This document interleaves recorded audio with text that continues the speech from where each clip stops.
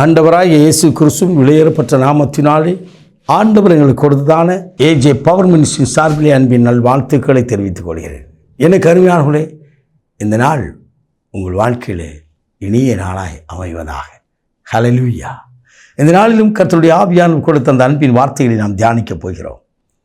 சங்கீத புத்தகம், திருப்பாடல் புத்தகம் 121 அதிகாரம் முதல் இறை வார்த்தை, எனக்கு உதவி வரும், ஒத்தாசு வரும் பர்வதங்களுக்கு நேராய் கண்களை ஏறெடுக்கிற வானத்தையும் பூமி உண்டாக்கிற கர்த்தரிடத்திலிருந்து எனக்கு உதவி வரும் என்று சொல்லி தாவீது சொல்கிறார். தாவீது ராஜா சொல்கிறார், எனக்கு உதவி செய்ய ஒரே ஒருவர் உண்டு, எனக்கு உதவி செய்ய ஒருவரும் இல்லை என்று சொல்லி நினைக்காதே. என் அன்பு சகோதரா, என் அன்பு சகோதரியே, நான் ஒரு நாளிலே நல்ல வசதியோடு இருந்தபோது அநேகருக்கு நான் உதவி செய்திருக்கிறேன். இன்றைக்கி யாருமே என்னை கண்டுக்கலை. என் வாழ்க்கையில் எல்லாமே முடிஞ்சு போயிட்டு இருந்திக்கியா, உங்களோட தான் கர்த்தர் பேசுகிறார். என் அன்பு தம்பி தங்கச்சி, உங்களோட கூட ஆண்டவர் பேசுகிறார். ஆண்டவருக்கு நேராக கரங்களை எடுத்து பாருங்கள். இந்த தாவீது அதைத்தான் செய்தார். தன்னை உயர்த்தினது தேவன் மட்டுமே.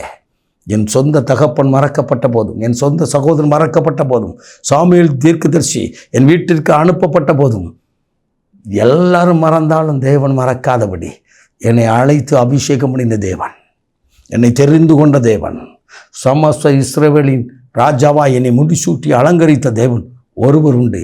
எது வேணுனாலும் நான் ராஜாவாயிட்டேன், நான் எல்லாம் என்னால் முடியும் நிற்கலை, எல்லாவற்றிற்கும் அவரை நோக்கி கரங்களை ஏறடதா. ஆம், எனக்கு அருமையானவர்களே, என் கால்கள் தள்ளாடுவது இல்லை என்று சொன்னார் அந்த சங்கீதத்தில். என்னை காக்கும் தேவன் உறங்க மாட்டார் என்று சொன்னார். ஆம், விசுவாசித்து பேசுகிறார்.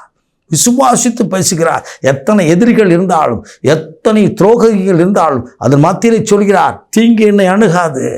ஏன் என்று சொன்னார், என்னை காக்கும்படி எனக்காக தூதனுக்கு கட்டளையிட்டிருக்கிறான்னு சொன்னார் சங்கீதம் 91. எனக்கு அருமையானவர்களே, உங்களுக்கும் எனக்கும் அந்த பாதுகாப்பை ஆண்டவர் கொடுத்திருக்கிறார். எனக்கு தேவை எல்லாவற்றையும் தெய்வமே நடத்த வேண்டும் என்று சொல்லி விசுவாசிங்கள். தேவைக்காக ஆண்டவரை தேடாதபடி, தேவையே என் ஆண்டவர் தான் என்று தேடி பாருங்கள். உங்கள் வாழ்க்கை ஆசீர்வாதமாய் மாறும், உங்கள் களிப்பாய் மாறும், இறுதி அதிசயப்பட்டு பூரிக்கும். ஆண்டவர் சமூகத்தில் நீங்கள் நிற்பீர்கள் என்று சொன்னால் எல்லாவற்றுக்கும் அவரை நோக்கி பார்ப்பீர்கள். அவரை நோக்கி பார்த்தவர்கள் பிரகாசம் அடைந்தார்கள்.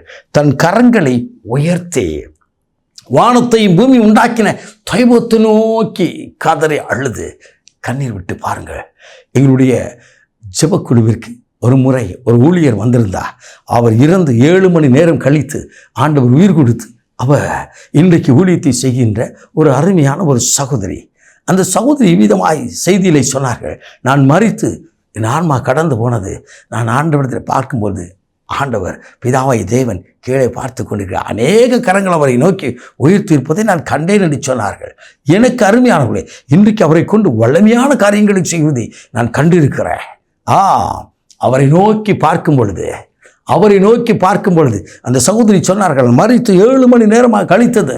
என்னை மருத்துவமனையிலிருந்து வீட்டிற்கு கொண்டு சென்றார்கள். எல்லா காரியத்தையும் ஒழுங்கு பண்ணி வைத்தார்கள்.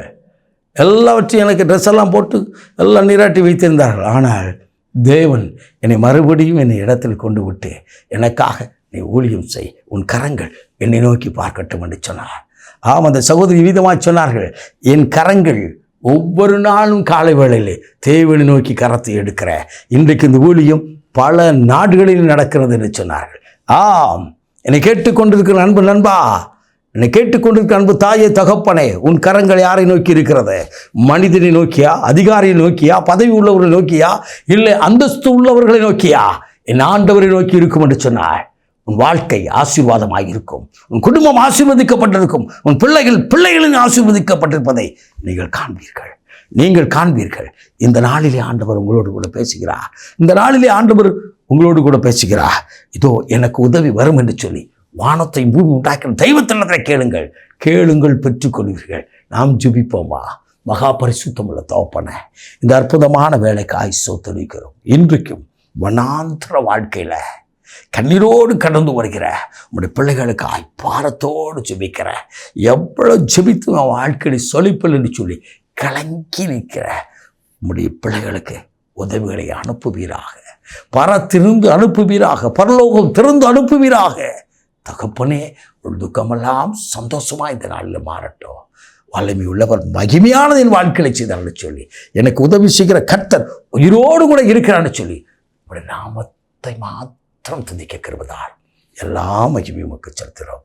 இயேசு கிறிஸ்துவின் விலையேறப்பட்ட நாமத்தில் ஜெபிக்கிறோம் ஜீவனுள்ள நல்ல பிதாவே. ஆமென். ஆமென். God bless you.